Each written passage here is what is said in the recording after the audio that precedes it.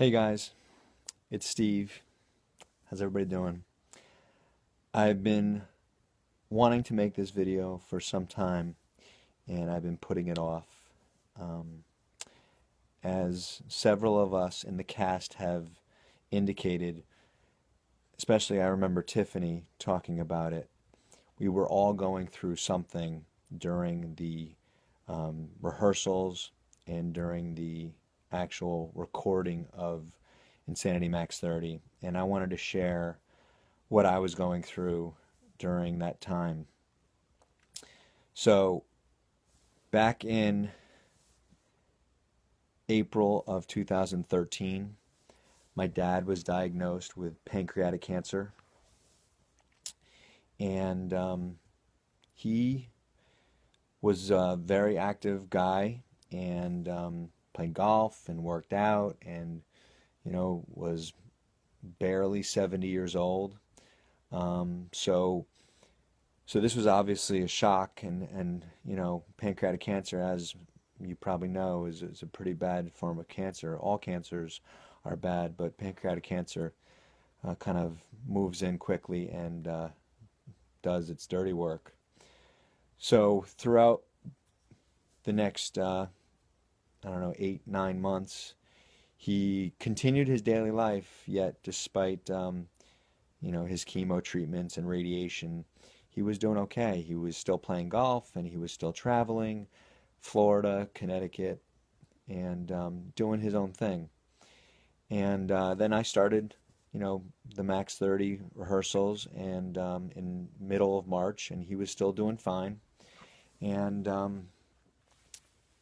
about the end of April, he started to feel it in his back. He actually was one day, end of April, playing golf and could only play 9 holes. And it was the last time that he would play golf. And he, that weekend, couldn't walk anymore.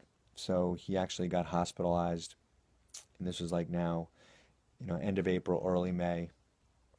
And things got bad. And, we were finishing the end of the filming. We started filming that last April 24th, 25th, 26th maybe, and we went through early May, like May 6th maybe, and he was hospitalized around then. And kind of strange how things happen, but we finished on a Monday, and that following weekend things got really bad for him, and we thought that was it, that it was going to be the end of it. And I actually, because I was done with Max 30, I was able to rush down to Florida with my brothers and my sister and be there with him. And fortunately, he rallied and came around, and they were able to send him to a rehab facility, and things were looking better. And he was actually, now Max 30 was done. We were over, but I was back to my daily routine. And just to finish the story, he June 1st, he went into a septic shock, and that was a Sunday, and he never woke up. And so I was able to fly down to Florida on a Tuesday or a Wednesday, and was able to be with him and my family. And we talked to him and we sang to him, and we're just with him. And probably the hardest thing I've ever had to do, because we were basically waiting for it to happen. And Friday, I had to go home. I had to, I had to go home.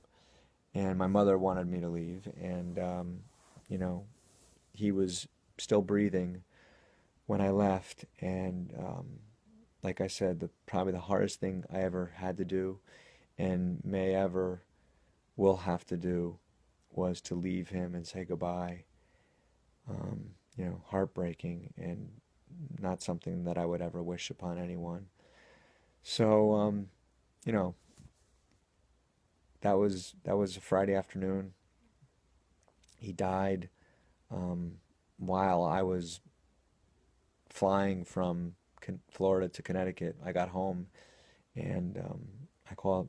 My wife told me you need to call your mom, and I called my mom, and that was that. So, I mean, I just wanted to share my Max 30 story that was, behind the scenes, that we were all going through something, you know, but I gotta say that his spirit and his love of life pushed me through, and that's what I was focusing on, down deep. And as I was digging deep, you know, I was, I think subconsciously doing it for him. So I'm surprised I got through this without getting more upset. So kudos. Um, hope everybody is, doing well.